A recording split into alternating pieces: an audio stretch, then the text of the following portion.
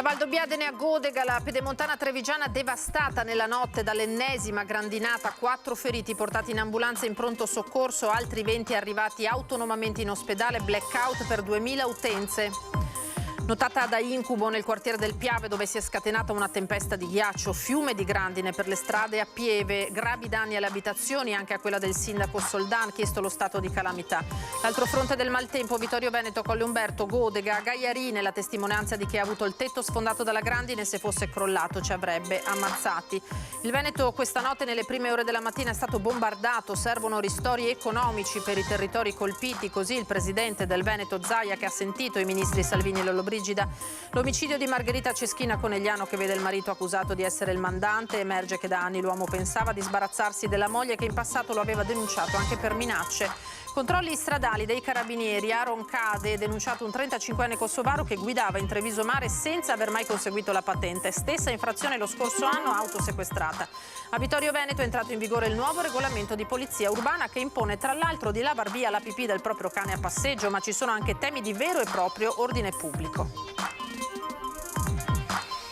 Buonasera, ben ritrovati. Eccoci in diretta con l'edizione di Treviso dei telegiornali di Antenna 3 e dobbiamo partire naturalmente dal maltempo, perché è stata una nottata, lo abbiamo definita, da incubo. Molti comuni della Marca, la pedemontana in particolare, da Valdobbiadene fino ai confini con il Friuli, sono stati letteralmente bombardati dalla grandine. Cominciamo questo nostro resoconto dal quartier del Piave, cittadini in lacrime. Tra l'altro il bilancio complessivo nella Marca parla di 4 feriti portati via con l'ambulanza, oltre una ventina di persone che si sono recate con mezzi propri in ospedale e un blackout per 2000 utenze.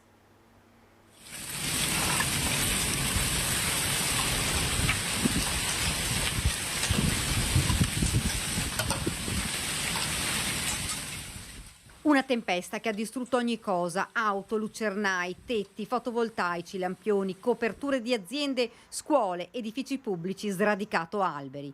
Pochi minuti ed è stata la devastazione. È stata una cosa che è arrivata all'improvviso e sono momenti in cui si pensa poco, perché si ha la consapevolezza che bisogna intervenire. Questo video rende l'idea di quello che è accaduto in un attimo. Qui siamo a Pieve di Soligo, dove in giornata è arrivata la protezione civile. Proprio qui 2 persone sono rimaste ferite. Una ragazza è stata soccorsa dal sindaco. La ragazza aveva preso questo colpo sulla fronte e era rimasta tramortita. È stata accompagnata all'interno del locale, lì assistita, e poi durante la serata ha avuto malessere, per cui abbiamo chiesto venisse accompagnata al pronto soccorso per tutti gli accertamenti del caso. Danneggiato in maniera importante anche l'orologio del campanile di Pieve di Soligo, letteralmente bombardato dalla grandine. In questo ufficio sono esplosi lucernari. Abbiamo trovato una situazione disastrata, nel senso che purtroppo 4 lucernari del nostro ufficio completamente esplosi. E chiaramente abbiamo pulito 3 ore, abbiamo contattato immediatamente il sindaco per far presente la situazione quale fosse, ma non solo qua, anche in altri condomini da me gestiti la situazione è analoga. Una bufera che ha colpito l'area pedemontana: Grappa, Pederobba, Colli Asolani, Pieve di Soligo, Farra di Soligo, Cornuda, Susegana, Montebelluna, Conegliano, Gaiarine, Vittorio Veneto, Treviso e vari comuni limitrofi. Una galleria allagata sulla strada provinciale 86 a Vittorio Veneto. Oltre un centinaio le richieste di interventi dei vigili del fuoco, che hanno lavorato ininterrottamente notte e giorno. 4 le persone con ferite lacero-contuse alla testa e portate con l'ambulanza in ospedale. Un'altra ventina invece si sono recate in pronto soccorso autonomamente per ferite, contusioni legate al maltempo, cadute o tagli da vetri rotti. Molte zone si sono ritrovate senza energia elettrica. Ci troviamo a Mosnico, guardate la forza del vento, che cosa è riuscita a fare? Ha sradicato un albero come questo, guardate.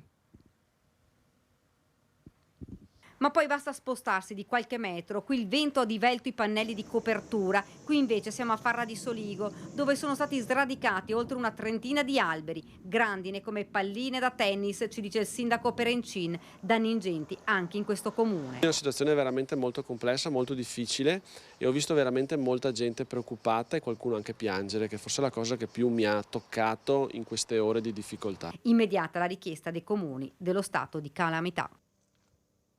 Ci spostiamo di poco verso est, colpiti anche Vittorio Veneto, Colle Umberto e poi tutta la zona di Codogné, Gaiarine e Bibano. Proprio a Gaiarine abbiamo raccolto la testimonianza di chi ha temuto di vedersi crollare sulle teste il tetto di casa forato, di fatto sfondato dalla grandine.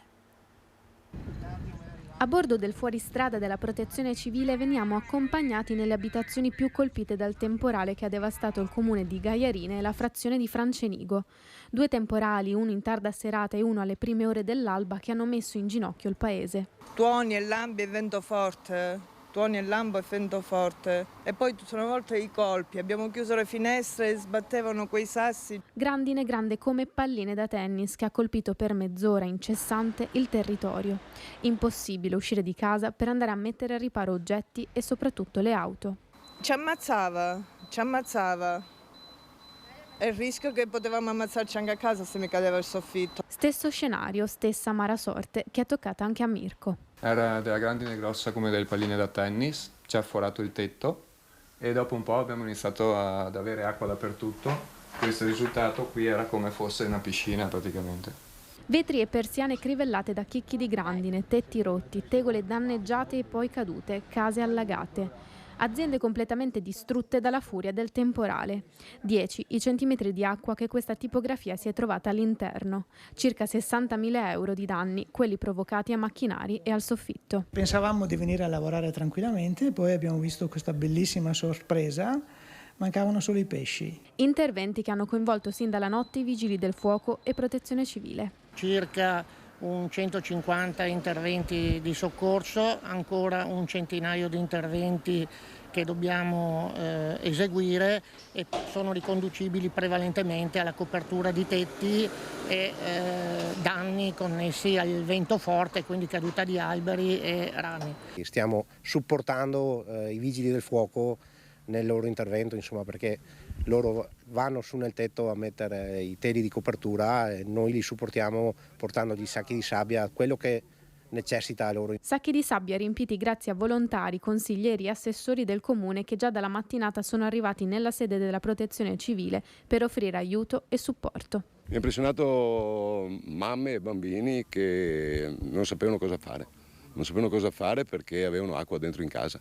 Gli entrava dal tetto da ogni dove e c'è stata una bella solidarietà, alcune famiglie hanno ospitato, anche questo credo sia segno veramente di la comunità ideale per un sindaco. Questo è il reportage da Gaiarine. Adesso andiamo a Follina, all'agriturismo La Dolza, dove la grandine ha raso al suolo di fatto il frutteto, non solo, danni anche all'impianto solare fotovoltaico. Tutta piccola ma molto potente, poi sanissima. Noi siamo aperti da 32 anni e non abbiamo mai subito un danno così grosso a livello nostro aziendale, in quanto la frutta e le coltivazioni che abbiamo servono a far funzionare l'agriturismo. Sì, quest'anno non avremo produzione, ecco. Che possa tornare o meno la grandine, il titolare dell'agriturismo La Dolza poco interessa. Ormai i danni sono stati già fatti, frutteti abbattuti, rasi al suolo. Per quanto riguarda la parte vegetale, noi non abbiamo più niente da perdere, purtroppo. No, è perso tutto, sì. Sono stati colpiti alcuni rifugi degli animali, ma fortunatamente cavalli e bovini e cani sono salvi. Il titolare ci fa vedere la violenza del vento che ha strappato dall'albero le melette, trasportandole ad oltre un centinaio di metri. Non solo. Questo era un frutteto di ribes, era in produzione e penso che per un paio d'anni non ci sarà più, forse le foglie sì. A terra, nonostante le ore passate, c'è ancora la grandine, chicchi grossi che testimoniano la quantità e la violenza con la quale si sono abbattuti in questa zona. Non solo danni ad alberi e piante. Si sono distrutte alcune infrastrutture tipo ricoveri animali, l'impianto solare con cui produciamo l'acqua calda per far funzionare gli alloggi dell'agriturismo e l'impianto fotovoltaico che produce la corrente appunto per l'azienda. Il solare è distrutto completamente, il fotovoltaico ci sono belle ammaccature, devo fare una perizia per valutarne i danni, insomma. Ci spostiamo ora a Colle Umberto, dove i vigili del fuoco sono dovuti intervenire e lavorare a lungo per mettere in sicurezza il tetto di questa casa.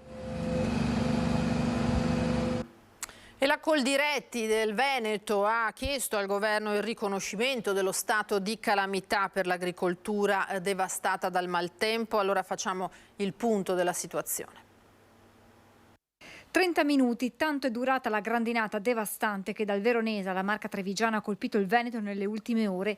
Alla fine quello che rimane è un tappeto di ghiaccio che ha ricoperto campi, orti e giardini. La stima dei danni è appena all'inizio, ma il conto finale sarà elevatissimo, perché ad essere colpite non sono state solo le colture, ma anche le strutture. Le strutture non hanno tenuto, ci sono stati tetti scoperchiati, molti problemi con alcune serre e più in generale addirittura fenomeni che hanno visto la grandine ricoprire con quasi 20 centimetri, e abbiamo dei video insomma abbastanza esplicativi, tutto il territorio, in particolare la zona di Vidorre e di Follina. Danni anche agli impianti fotovoltaici installati su capannoni e stalle negli ultimi tempi per far fronte al caro energia. A causa della crisi energetica, se erano rese diciamo così, un po' autonome per risparmiare in termini di costi, si sono ritrovate a fare i conti appunto invece con dei danni sostanziali. A questo si aggiungono naturalmente i danni alle colture, frutteti e vigneti devastati. Il vento ha buttato giù i vigneti e quindi le nostre aziende devono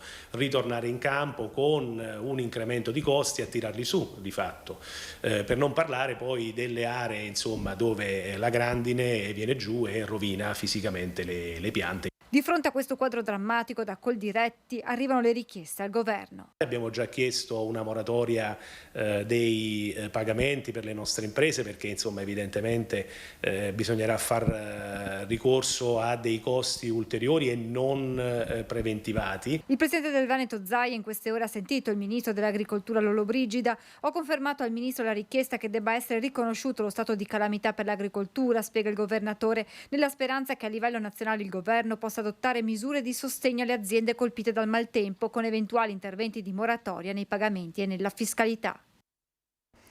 E si allunga dunque la conta dei danni causati dal maltempo, anche agli edifici lo avete visto, ma c'è anche un rischio concreto che per risistemarli ci siano tempi molto dilatati, potrebbero scarseggiare infatti i materiali e manca anche la manodopera. Episodi magari singoli molto rari comunque nel tempo possono essere capitati, ma di un'intensità così elevata e oserei dire ahimè quasi con questa quotidianità veramente no.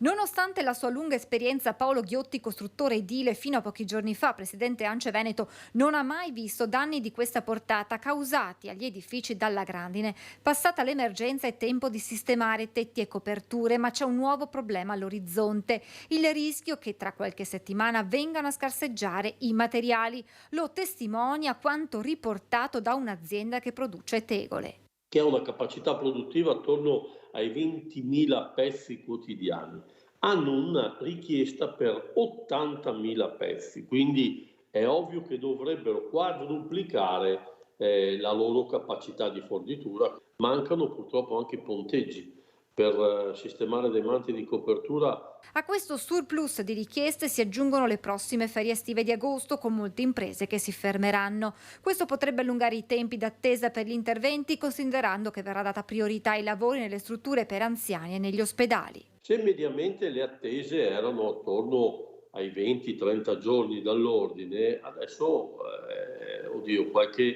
qualche 15-20 giorni in più si possono attendere. Un carico di lavoro che richiede una manodopera che alle aziende manca. Le imprese sono strutturate non per affrontare delle calamità così importanti che necessitano di un intervento urgente ed istantaneo.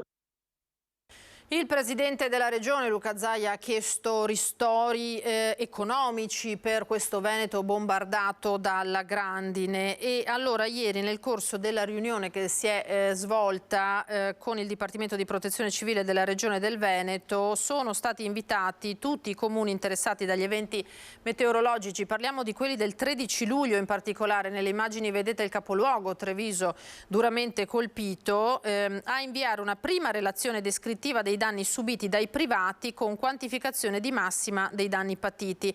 E quindi i cittadini e attività produttive sono invitati a presentare entro il 31 luglio alle 14 una comunicazione nella quale vengano descritti i danni, e fornita una loro prima stima anche approssimativa. La comunicazione non costituisce una domanda di risarcimento, ma un'informazione finalizzata all'iter di riconoscimento proprio dello stato di calamità. Quindi attenti alle scadenze per chi ha subito danni il 31 di luglio.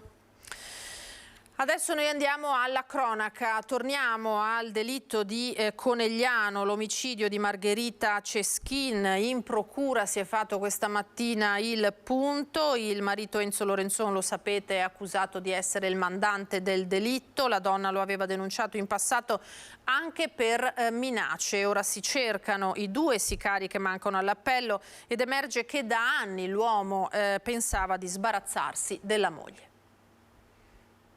Siccome questa signora è di origine meridionale, le aveva chiesto se dalle sue parti di provenienza conosceva qualche soggetto collegato alla criminalità che fosse disposto a impartire una lezione molto forte alla signora Ceschin e al limite anche a farla fuori. Meditava già da anni Enzo Lorenzon di eliminare la moglie dalla quale si stava separando, Margherita Ceschin, la 72enne di Conegliano, trovata morta nel suo appartamento la sera del 24 giugno. Lo ha confermato il procuratore della Repubblica, Marco Martani, incontrando la stampa insieme al comandante provinciale dei Carabinieri, il colonnello Massimo Ribaudo. Martani ha raccontato che a indagini appena avviate una donna con cui l'80enne di Ponte di Piave aveva avuto una relazione si è presentata spontaneamente in caserma per raccontare della richiesta che l'amante le aveva fatto nel 2017, ben 6 anni fa. La premeditazione vera e propria sicuramente inizia prima del 14 di giugno, quando viene accertato il primo sopralluogo degli esecutori materiali che poi si incontrano con lo stesso Lorenzon davanti all'abitazione della signora Ceschin. Quindi era premeditato almeno da settimane. Denunce reciproche, una da parte di Margherita anche per minacce e rancori. Lorenzon era ossessionato dal contenzioso economico con la moglie che riceveva da lui un assegno mensile di 10.000 euro. Qualcuno che lo aiutasse a reperire dei sicari alla fine l'avrebbe trovato, l'attuale compagna dominicana di 32 anni di Lesi, Lorenzo Guzman. Noi riteniamo che sia stato il tramite tra Lorenzon e gli esecutori materiali, quindi il ruolo è importante. Tra 10 e 15.000 euro a testa, tanto Lorenzon avrebbe pagato o avuto intenzione di pagare gli esecutori dell'omicidio. 2 le persone che la procura sta ancora cercando e che sarebbero rientrate in Spagna, da dove erano arrivate per compiere il delitto, l'indomani dell'omicidio a bordo dell'auto di Lorenzon. Fatto questo che aveva iniziato a preoccupare molto l'80enne perché lo collegava direttamente all'omicidio. Tanto da essere intercettato in auto dopo il funerale mentre parlando da solo diceva a voce alta che la vettura, un Freelander, andava portata in montagna e bruciata. Nelle prossime ore uno dei 4 arrestati che si sono avvalsi della facoltà di non rispondere potrebbe decidere di parlare. Potrebbe uno degli indagati farsi interrogare e quindi rispondere alle domande del pubblico ministero e dare la sua versione dei fatti. Quello che rischiava di passare come un furto in casa finito male ha preso alla fine tutt'altri contorni. Siamo contenti di aver potuto dare un'interpretazione che a questo momento appare per noi credibile, che è stata portata al vaglio dell'autorità giudiziaria, che ha consentito in soli 30 giorni di ricostruire la vicenda con grande dettaglio. E parlano le figlie di Enzo Lorenzon e di Margherita Ceschin, Francesca ed Elisabetta, assistite dagli avvocati Umberto Saracco e Anna Maria Giovannetti. Tramite loro le figlie, a difesa del ricordo della madre, fanno sapere che non è vero che la 72enne avesse chiesto al marito un aumento dell'assegno di mantenimento, il cui ammontare 10.000 euro al mese, lo avete sentito, era frutto della decisione, dicono, di più collegi giudicanti che hanno sempre confermato in ogni sede l'importo, anche alla luce dell'apporto della signora all'azienda e alla fortuna economica del marito. Le figlie ripongono massima fiducia negli organi di indagine e giudicanti e colgono l'occasione per ringraziare forze dell'ordine, magistrati e autorità tutte per l'impegno profuso, così nella nota che hanno diffuso nel pomeriggio. Una turista polacca di 38 anni è morta, vediamo anche un contributo video arrivato da pochissimo, oggi dopo essere precipitata mentre sorvolava l'area di Borso del Grappa con il suo parapendio, si era lanciata dal massiccio del Grappa pochi minuti prima dell'incidente. La dinamica è ancora al vaglio dei carabinieri intervenuti sul posto, vedete naturalmente i mezzi di soccorso intervenuti in zona, ma purtroppo per la 38enne non c'è stato nulla da fare. E 2 automobilisti sono stati invece sanzionati dai carabinieri nelle scorse ore durante la notte per guida sotto l'effetto di alcol. Un 50enne di Castelfranco Veneto, risultato positivo all'alcol test con un tasso pari a circa 1 grammo litro, e uno studente 26enne fermato in piena notte a Mogliano Veneto con tasso riscontrato pari a quasi 2 grammi litro. È stato denunciato anche un 35enne di origini kosovare controllato a Roncade sulla Treviso Mare, sprovvisto della patente di guida perché non l'aveva di fatto mai conseguita. Era già stato sanzionato per la medesima infrazione nel novembre del 2022 e l'autovettura a questo punto è stata sottoposta a sequestro. Noi adesso ci fermiamo per qualche istante, ma torniamo tra poco.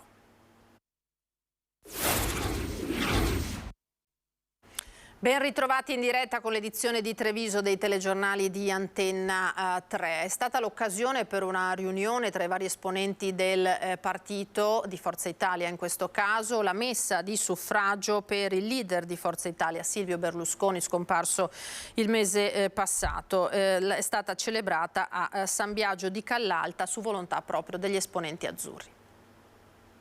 Tanta gente mi ha fatto le condoglianze quando è mancato Silvio Berlusconi, quasi fosse uno di famiglia. E dico la verità che la cosa mi ha fatto anche piacere perché era una cosa che sentivo. È stata Letizia Ortica, berlusconiana fin dalla prima ora, a proporre una messa di suffragio per l'ex presidente del Consiglio Silvio Berlusconi, scomparso il 12 giugno, e alla cerimonia celebrata da Don David Berton nella cappella di Villa Marinello a San Biagio di Callalta si sono radunati molti volti del partito. Io l'ho visto il 23 dicembre, siamo stati mezza giornata assieme, si vedeva però che faticava, però uno che lottava proprio. È un testimone che vogliamo ricordare, vogliamo renderlo ancora vivo, soprattutto perché questo possa essere di insegnamento e di aggregazione con tanti altri che magari prima si erano allontanati e quindi avere la possibilità di riavvicinarli ancora. Per me è una bella ricorrenza, una bella cerimonia, non potevo dire di no, assolutamente. Credo sia stato un leader che indipendentemente dai colori politici ha segnato la storia contemporanea. Noi di Conegliano abbiamo avuto la possibilità di ospitarlo alla piccola comunità e proprio in questo momento mi viene in mente l'umanità che ha dimostrato in quella circostanza quando ai ragazzi ha spiegato la sua vicenda umana e della sua malattia. Credo che vada ricordato anche questo aspetto umano che forse nel tempo si è un po' dimenticato. Secondo me Silvio Berlusconi è sempre con noi, non ci manca, anche se certamente la presenza fisica ha un suo ruolo, però lo spirito con cui lui ha fatto le cose e lo spirito di Forza Italia vive sempre in noi e credo che ci sarà anche un grande futuro nel nostro partito. Per tutti era Silvio, lo chiamavano così e anche per noi è rimasto nel cuore di tutti. Il nostro partito si è riorganizzato con Antonio Tajani, stiamo seguendo un attimo tutta l'impostazione che stanno dando a livello nazionale con Tajani e con Stefano Benigni e porteremo avanti sicuramente gli ideali e gli obiettivi del presidente Berlusconi. Andiamo a Vittorio Veneto adesso perché è entrato in vigore il nuovo regolamento di polizia urbana che impone tra l'altro di lavar via la pipì del proprio cane a passeggio, ma attenzione perché ci sono anche temi di vero e proprio ordine pubblico. Se non si lava via la pipì del cane? Fino a 400 euro. Bisogna essere un po' pesantine. Arrivano fino a 500 euro le sanzioni contenute nel nuovo regolamento di polizia urbana adottato dal comune di Vittorio Veneto, che spazia da comportamenti di civiltà come lavar via la pipì del proprio cane a temi di vero e proprio ordine pubblico come assembramenti o bande giovanili. Dalla banalità, diciamo così, del fatto di dover avere sempre un po' di acqua al seguito quando si passeggia col proprio cane, proprio perché in certi posti storici, soprattutto la pipì dei cani rovina le colonne, rovina i muri, di poter lavarle subito. L'abbiamo copiato da altri comuni dove il problema si era evidenziato, tipo Treviso, l'abbiamo introdotto anche noi. Ma Vittorio Veneto, così come tutti i centri urbani più grandi, si è dotato di uno strumento proprio anche per contrastare il problema di risse, vandalismi, baby gang. Visto che oggi ci sono delle aggregazioni di giovani o comunque di persone che non si comportano tanto bene e di fronte alle quali non si hanno armi per poter obbligarli a migliorare i loro comportamenti, l'introduzione di norme che possono portare al cosiddetto DASPO urbano. Il regolamento è stato di fatto svecchiato, basti pensare che il precedente risaliva al ventennio. Avevamo un regolamento di polizia urbana che risaliva al 1931 e quindi chiaramente affrontava le problematiche di quell'epoca. Oggi, come sappiamo bene, le problematiche sono cambiate, per cui l'abbiamo interamente rifatto, e qua ringrazio il comandante della mia polizia locale che ha lavorato molto per aggiornarlo e grazie a questo strumento poter affrontare un po' meglio quelle che sono le problematiche odierne. Attenzione quindi alle sanzioni, lo abbiamo sentito. E adesso apriamo una finestra sulle notizie dal Bellunese.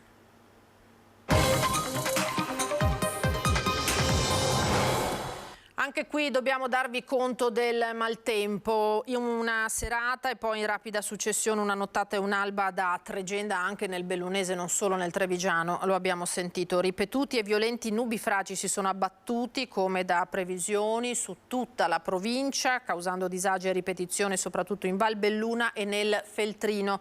Oltre una quarantina gli interventi dei Vigili del Fuoco dalle 21 di ieri sera. Piante in mezzo alla sede stradale che intercludono la transitabilità stradale e quindi la raggiungibilità di frazioni cittadine eccetera, e sia molti interventi con danneggiamenti tetti o elementi che sporgono sempre di solito sulla viabilità o sulle zone abitate. Da un fronte all'altro, senza soluzione di continuità, la mobilitazione per il personale effettivo e volontario dei Vigili del Fuoco della provincia di Belluno è generale in presenza della nuova ondata di maltempo che ha investito tutto il territorio con particolare violenza questa volta in Val Belluna e nel Feltrino. Il cielo ha iniziato a farsi buio attorno alle 20 quando le nuvole sospinte da forti correnti in quota si sono compattate nere. Un fulmine si è scaricato con rabbia su un'abitazione a Limana.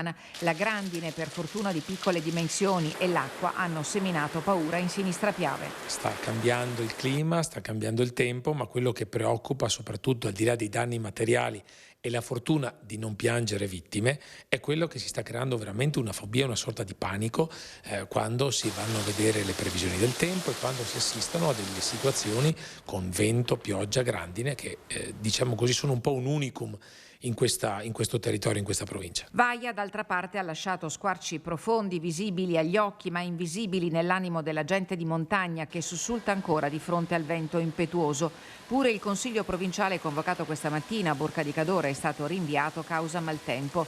Di nuovo sul campo i tecnici di Palazzo Piloni chiamati a monitorare la resistenza dei versanti in frana.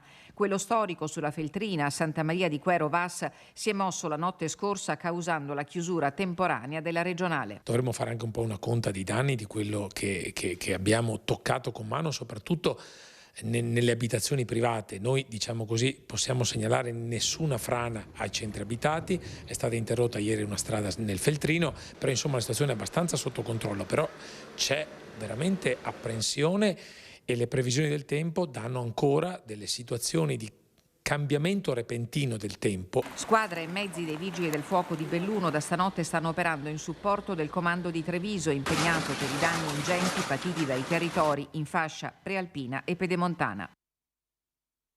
E come accennava il presidente Padrin, l'allerta meteo durerà fino alla mezzanotte, quindi attenzione. Andiamo alla cronaca sindacale perché si è arenata la trattativa per la cessione di ramo d'azienda della Safilo di Longarone. Ieri pomeriggio a Mestre, tavolo Fiume, nella sede di Veneto Lavoro, fra l'azienda, le parti sociali e l'imprenditore socio unico di Innovatec, interessato a rilevare 208 dei 458 dipendenti della storica occhialeria di Longarone.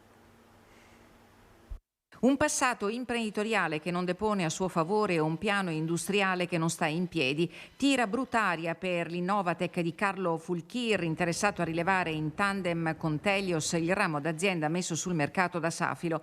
La normativa non prevede una trattativa disgiunta. È a rischio tutto il percorso.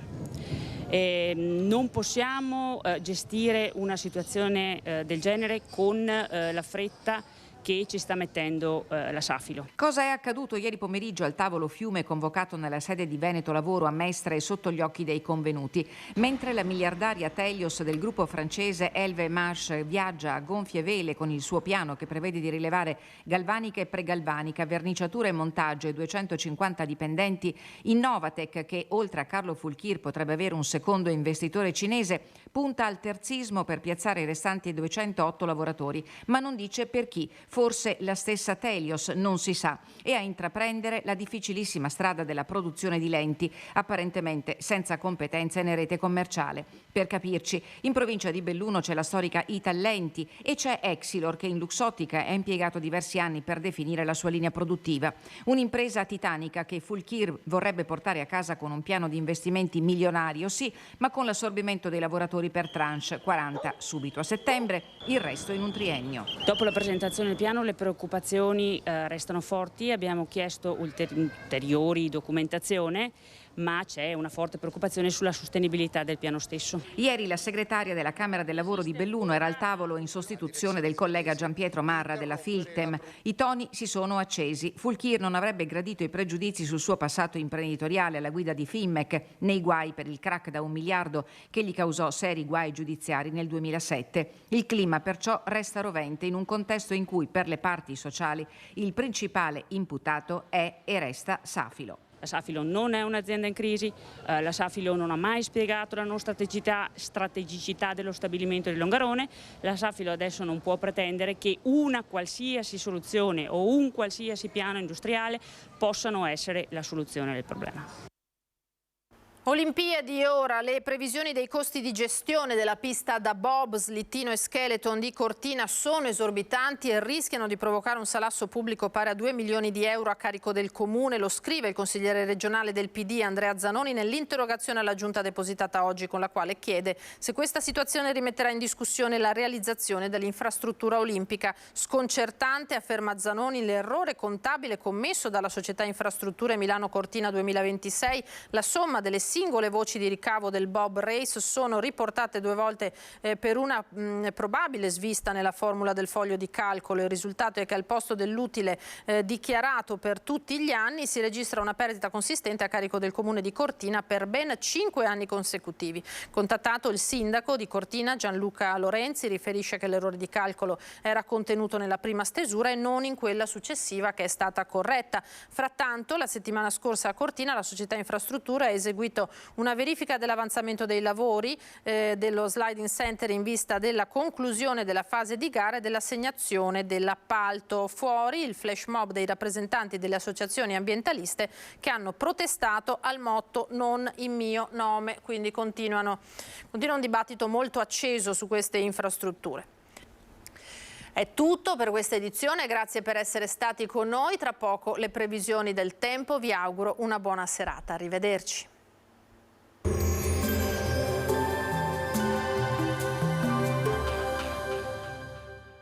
Entra nel mondo Lolato. Da oltre 40 anni un team di professionisti per migliorare la qualità della tua vita. Centro del piede con servizi di podologia, laboratorio per la produzione di plantari e calzature su misura. Bentrovati al meteo. Fine dell'intensa ondata di calore. L'anticiclone africano molla la presa. Tempo in genere buono e caldo più moderato e sopportabile. Vediamo insieme il dettaglio. Sul Veneto sarà più stabile e soleggiato, con cielo sereno o poco nuvoloso. Nel corso della giornata, tuttavia, non si esclude qualche isolato piovasco, più che altro limitato ai rilievi, ma in possibile estensione anche alle pianure limitrofe, localmente anche di forte intensità. Temperature in diminuzione, minime tra 11 e 18 gradi, massime tra 25 e 29 gradi all'incirca. Spostiamoci ora sul Friuli Venezia Giulia. Anche in questo caso saranno possibili ancora dei residui rovesci sparsi. In seguito deciso miglioramento del tempo con più sole. Nel pomeriggio sulla zona montana non si esclude qualche temporale. Temperature minime tra 13 e 21 gradi, massime oscillanti tra i 26 e i 28 gradi. Infine diamo uno sguardo alla situazione del Trentino Alto Adige, dove avremo tempo più soleggiato, salvo alcuni temporali sulla cresta di confine. Temperature minime intorno ai 13 gradi, massime sui 29 all'incirca. Dal meteo di Antenna 3 è tutto, arrivederci al prossimo aggiornamento.